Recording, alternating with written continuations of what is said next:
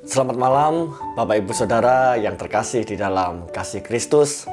Malam ini sekali lagi kita akan belajar merenungkan kebenaran firman Tuhan yang saya ambil dalam Yosua pasal yang ke-8 ayat yang ke-1 sampai yang ke-29, di mana kita akan melanjutkan seri kitab Yosua. Dalam pasal yang ke-7, bangsa Israel baru saja mengalami kekalahan dari bangsa Ai. Mereka sangat dipermalukan oleh bangsa Ai.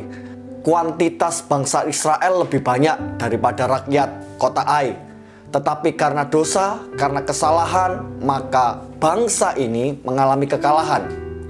Bangsa Israel mengalami ketidakpercayaan di dalam hidup mereka. Mereka kehilangan kepercayaan, seakan-akan Tuhan meninggalkan mereka. Setelah dosa akan terselesaikan, Tuhan memulihkan bangsa Israel.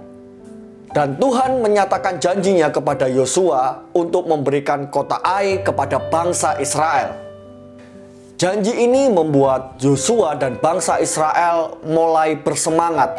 Yosua mengerahkan 30.000 tentaranya. Berbeda sekali ketika mereka menyerang yang pertama, Yosua mengerahkan 2.000 sampai 3.000 pasukan. Tetapi untuk saat ini, Yosua mengerahkan yang terbaik. Ini menunjukkan bahwa keyakinan mereka sudah mulai pulih.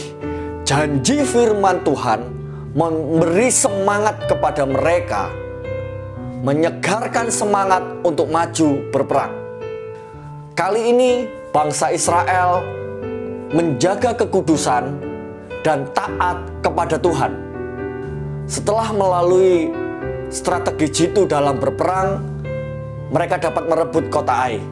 Semua karena perintah Tuhan dilaksanakan dengan sempurna. Bangsa Israel belajar dari kegagalan saat mereka mengalami kekalahan. Mereka sadar kemenangan yang diraih bukan karena kuat dan gagah, melainkan faktor Tuhanlah yang berperan penting dalam mencapai kemenangan. Melalui kisah yang kita baca, kita ambil dua pelajaran yang sangat berharga untuk kita terapkan di dalam hidup ini. Yang pertama, ketika Yosua tawar hati, firman Tuhanlah yang menjadi penyemangat di dalam hidup Yosua dan penyemangat bagi bangsa Israel.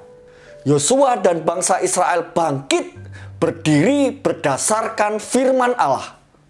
Kepercayaan diri dibangun di atas dasar firman Tuhan. Artinya, firman Tuhan adalah penyemangat hidup kita. Yang kedua, firman Tuhan menjadi motor pendorong ketaatan bangsa Israel. Artinya, sumber ketaatan adalah firman Tuhan, bukan yang lain. Menjadi perenungan kita malam hari ini.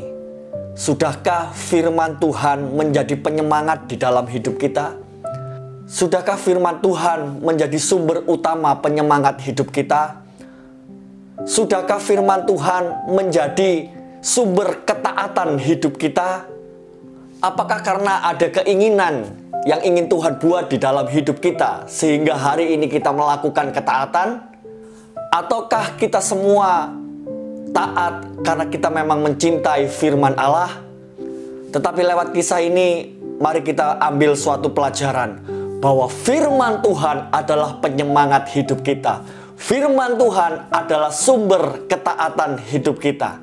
Cintai firman Tuhan, baca Alkitab, renungkan firman itu siang dan malam. Saya yakin firman itu berkuasa merubah hidup kita sehingga kita menjadi gereja yang berkualitas, sehingga menghasilkan dampak bagi banyak orang. Selamat malam, Tuhan Yesus memberkati. Selamat beristirahat.